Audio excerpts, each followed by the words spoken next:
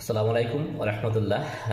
অনেকেরই একটা প্রশ্ন যে সৌদি আরবে এই মুহূর্তে 2024 সালে 25 সালে সৌদি আরবে কী কাজ শিখে আসা উচিত, কী কাজে চাহিদা বেশি, কী কাজে টাকা পয়সা ইনকাম করা যায়, কী কাজে ভালো কেরিয়ার করা যায়। এই প্রশ্নগুলো অনেকেই করেন এবং পাশাপাশি অনেক মানুষের একটা আগ্রহের জায়গা যে সঠিক তথ্যটা জানা যায় কীভাবে। নিবানি ভাই, অনেক মানুষের একটা প্রশ্ন থেকে যে কিভাবে টাকা বেশি ইনকাম করা যায় এবং চাহিদা সম্পন্ন পেশা বেছে নিতে হলে আমাকে কি কাজটা শিখে আসতে হবে। যাই হোক, অনেক মানুষের জল্পনা কল্পনা, অনেক মানুষের অনেকভাবেই ট্যালেন্ট থেকে থাকে, অনেক মানুষ অনেক কাজ শিখে, অনেক মানুষের অনেক দিকে দুর্বলতা থাকে কাজ শিখার। সেই হিসাবে আপনি যে কোনো একটা কাজ শিখতে পারেন, যেটাতে আপনি আগ্রহ প্রকাশ করেন, যেটা আপনাকে ভালোবাসে, যে কাজটা আপনাকে টানে যে আমি ওই কাজটাই করতে পারি ভালোভাবে, ওই কাজটাই আমার জন্য উপযুক্ত। পরিশ্রম করলে আবার পরিশ্রম মনে হবে না, যদি ওই কাজটা আপনার নেশা হয়ে থাকে, যে কোনো কাজ।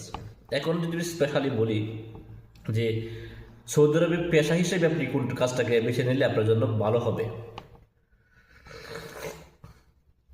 প্রথমত হচ্ছে আপনি সৌদি আরবে যদি আসতে চান, যেটা সবচেয়ে বেশি পেশা, কয়েকটা দাপে দাপে বলি আমি।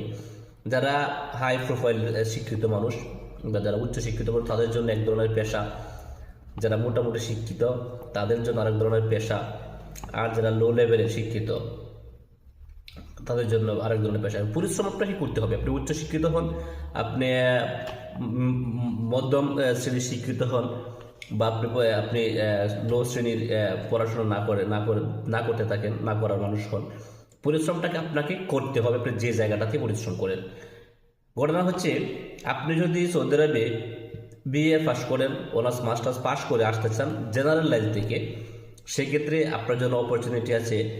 আপনি 2 মাস 3 মাস 6 মাস 1 বছর যদি কোনো কাজ করেন, যদি বলা যায় যে 5 ফিটার যদি কাজ করতে পারেন, যদি বলা যায় যে আপনার ওয়েল্ডিংয়ে কাজ করতে পারেন, যদি বলা যায় যে আপনি সেফটি অফিসারে কাজ করতে পারেন, যদি বলা যায় আপনি ফার্মিং রিসিভারে কাজ করতে পারেন, হ্যাঁ, ওই কাজগুলোর জন্য আপনাকে সৌদি আরবে এসে আপনাকে 2 4 মাস 6 মাস প্ল্যান্টে কাজ করতে হবে। একটা রিয়েল লাইফ একটা এক্সপিরিয়েন্স নিতে হবে।